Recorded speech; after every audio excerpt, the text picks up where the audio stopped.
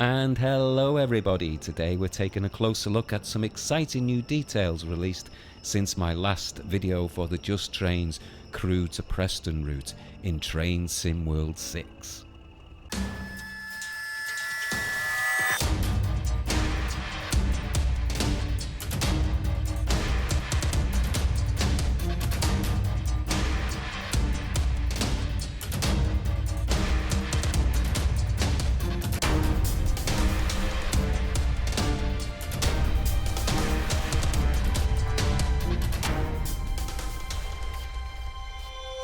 So let's dig deeper into what was in the update. As you may have already seen, a couple of photos have since been released since my last video. One of these is of the new Class 20 upgraded with a head code box variant and new slow speed control, perfect for merry-go-round coal operations. This just looks incredible and is a vast improvement on the current Class 20 we have. Although I like the rail freight livery, it always looked like the paintwork was heavily faded, which I just didn't like very much.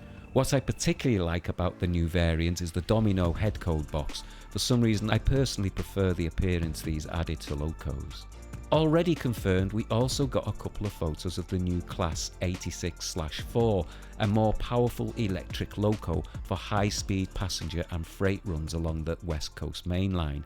And although it will be nice to see the Class 86 work in freight, which the Class 86/2 cannot do, I'm personally more excited by the new Class 20.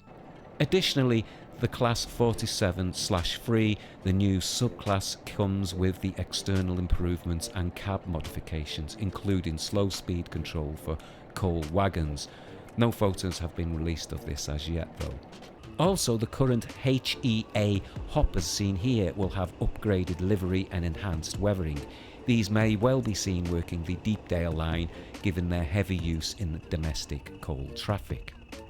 We are also getting brand new HAA hoppers which will work the industrial coal runs between the Parkside and Bickershaw collieries to Fiddler's Ferry power station.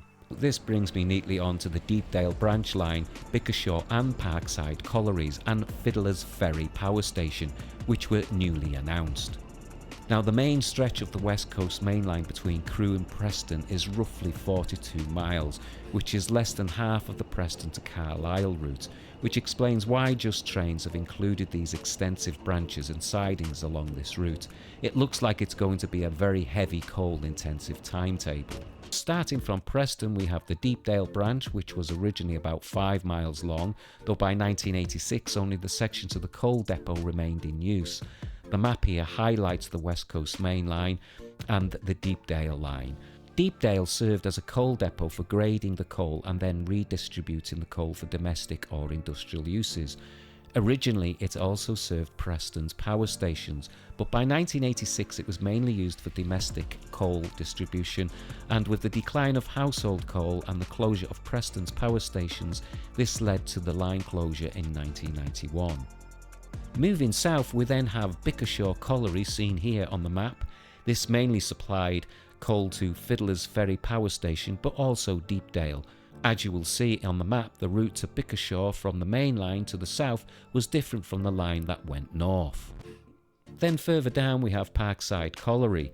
Trains arriving from or going to the south would go via Newton-le-Willows, and trains from and to the north would loop off to Parkside Station, where either a runaround was performed or, ideally, with the Class 20's top and tail, which is probably one of the reasons the Class 20 is an important part of its inclusion and upgrade. These movements were quite common in the BR Blue era, when coal flows were still heavy from Lancashire pits.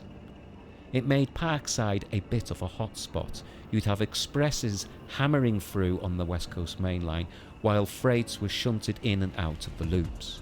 So we also have Fiddler's Ferry power station, about 2 miles west of the main line at Warrington, which again was accessed with complex moves changing ends or performing runarounds at Warrington Bank Quay sidings to go either north or south.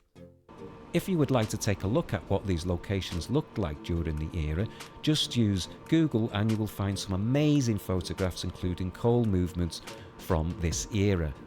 Also, Rail Map Online is a good resource for exploring the branches along this route. That's all folks, I will try and bring you further updates as they are announced, but for now, what do you think about these updates? Do you like the new Class 20 and the announcement of the new HAAs? What do you think of the extensive coal moves between the main line and the respective branches? Share your thoughts in the comments and don't forget to like, subscribe and check out my channel for more BR Blue era insights. See you on the next one.